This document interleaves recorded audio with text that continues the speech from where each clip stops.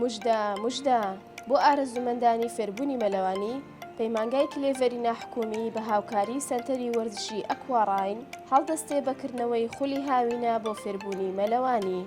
ڕاهێنانەکان لەلایەن ڕاهێنەری بەتوانای نێودەوڵەتی دەوترێتەوە.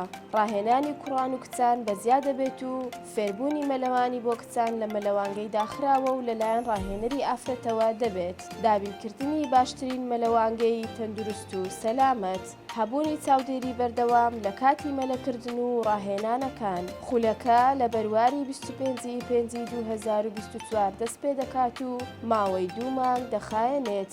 خولەکە لەلایەن ڕاهێنەری بەتوانە بە شێوەیەکی ئەکادمی و پرۆفشناڵانە بەڕێوە دەچێت. گەر دەتەوێت بێبەش نەبیت لەو هەلە زێڕینە هەلە بکە لە ناونووسین چونکە بەشداریکردن سنووردارە. ناونیشان هەولێر فەرمانبەران نزیک مزگەوتی شەهید و ئەنفال پشت قوتابخانەی کلێڤەری ناحکومی.